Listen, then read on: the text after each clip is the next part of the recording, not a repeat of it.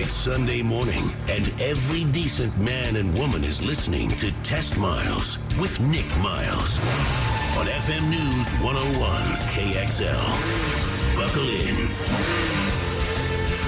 It's Sunday morning time with Joe Cars for the next 60 minutes of your weekly automotive radio experience. I'm Nick Miles. You're listening to America's Automotive Radio Show, keeping connected with the automotive world. Locally created, nationally celebrated. What's on today's show? Fun and exciting cars that we've been driving. Also, we will be talking about the biggest cruise-in of the year in Vancouver, Washington. Meet the man behind it. Phil will be here. His name is Phil Medina. It's time to kick off Mini Takes the States, and I will be driving this event. Karen Grun, the event manager, joining us on the phone. And we also will be talking about cars, things that you can do to them for under $150. Installed by Mobile West, and Peter will be here in studio. Ryan from Afterglow talking about some of the products he's been testing on different cars from around the week. So, talking about cars that we have been test driving this week. Sean, what have you been test driving? Toyota Highlander Limited, 8-passenger, 3 rows, one IHS Top Safety Pick Plus Award. It's a nice, I don't know if you consider this a full-size SUV or what class it'd be, but to me, it's like a luxury vehicle, and I like everything about it. Not a lot of tech with it, but there is one cool little tech feature that I do like where there's a speaker up front so you can talk into it and the people in the third row can hear you without you having to turn your head and yelling at them. And I forgot that I had it because I kept speaking really loud. I had people in the back speaking really loud for them to hear me. And they're like, why are you yelling?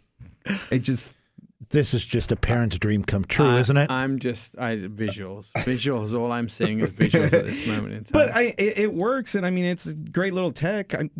It helps parents, so you don't have to sit there and yell or turn your head to even. We do that with back. the limousines. We have little switches where we can talk to people in the back. There you go. I like that. Get in out of the sunroof. That's right. Get in out of the sunroof. Quit hitting your sister. Drunken, crazy prom people.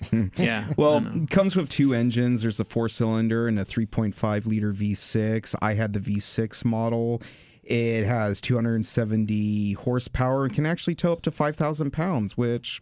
it's a small boat if you need one. Comes in front-wheel drive and all-wheel drive. Fuel economy is a little low, but it is an 8-passenger vehicle, so you can get 18 miles in the city and 24 on the highway. Some of its competitions, the Ford Explorer, Honda Pilot, Pathfinder, Traverse, Durango, and I love some of the soft touch features about this. I mean, everything in here feels luxury. Easy to navigate through the screens, and one of the coolest features is the little shelf that they have in there where you can throw your cell phone.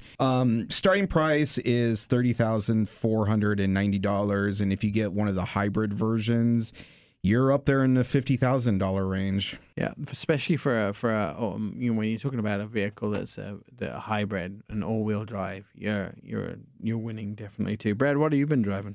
So I had the Mitsubishi Outlander Sport, and I say that with a bit of a sigh because they tried really hard. It's their best-selling car. They get a participation trophy. So you think so? I would highly disagree with you. I liked it fine. It was cute, but compared to its competition, it is just so difficult. Now, it classified as a subcompact SUV. I think it's more like a compact SUV in that it seats 5, and it's got a lot of space inside. It was redesigned or brought out about 2 years ago, and they did an aggressive redesign for this year with front badgings. It's really nice. I just think it's to drive it at speed or try and drive it at speed. The base engine, the 2.0 liter, it just puts out 148 horsepower. The 2.4 puts out 168 horsepower. And it's just, at 24 miles per gallon and 31 on the highway, I just wanted a little bit more in comparison to like the CX-3 or the Renegade.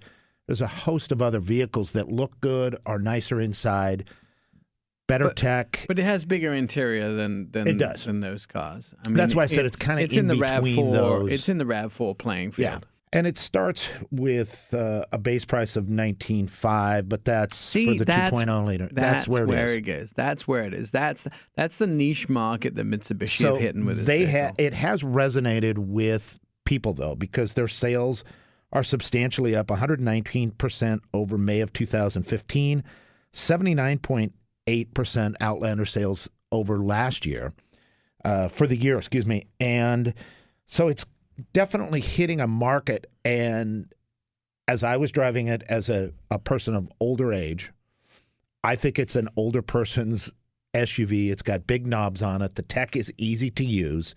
It's not overly complicated. There's big numbers when you need to make complicated. You make a phone call, it has the giant numbers. It does.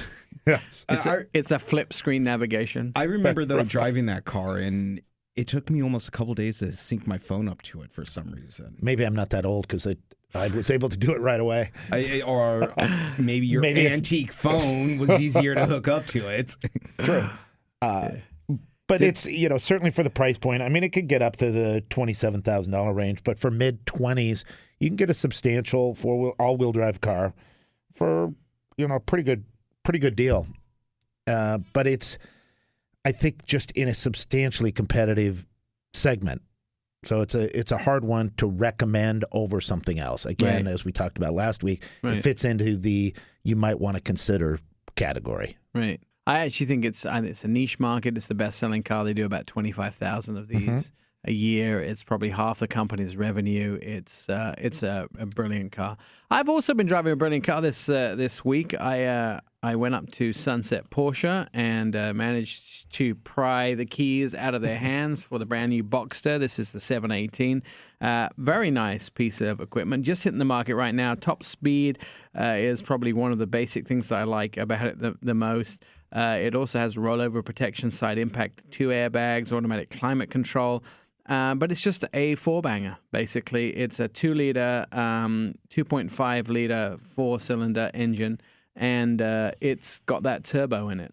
And that's the thing that's kind of great. 300 to 350 horsepower, depending on the S or the not. Rear-wheel drive, about 28 miles a gallon. Just handles like a dream. I mean, really does handle. Sounds like an amazing car. It sounds like the V8, with a big exhaust.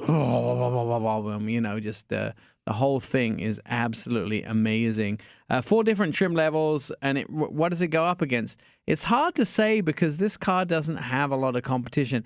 You have to look at what people cross-shop with it, and they don't cross-shop. Maybe the F-Type. Wouldn't the TT or the Z4 go up against it? Yeah, but the price difference is so amazing. The TT is so much less. Is the only problem though? This is the TT version, Porsche's version of the TT, basically. Yeah, I don't know. I mean, I love the looks of it, but for some reason, I just see trophy wives driving them. But not now. I think they changed the back end. Have you seen the new back end? I haven't seen the new back end. They're very different. It's very square. It's and that was the problem, I think, initially. It was kind of like too feminine, the car. Would it go up against maybe a Vet? I mean, that's the same price range. Yeah, I think, but Vet's a V8.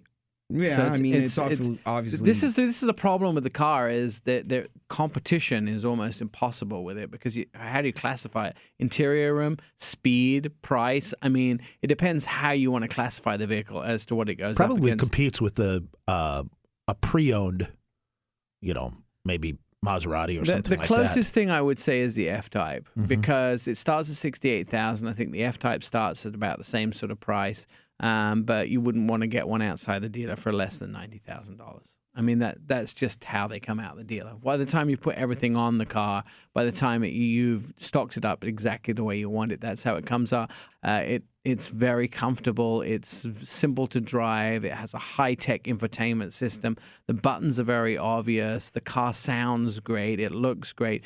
It was just it's like one of those cars that's like a no-brainer. And it's not too much car for somebody. No, and it's like the F-Type, It's a complete no-brainer. So for me, I'd have to tell you that yes, maybe I could buy 3 Camaros for this, but I'd probably just buy the single, the Porsche 718. When we come back, we've got a lot more to talk about on the show. We're going to be talking about things going on in Vancouver. It is the biggest car show in Vancouver. It's coming up in the next week or so, and you want to be at it. It's called Cruising the Gut. We'll be finding all about that coming up next on Test Miles. I'm Nick Miles.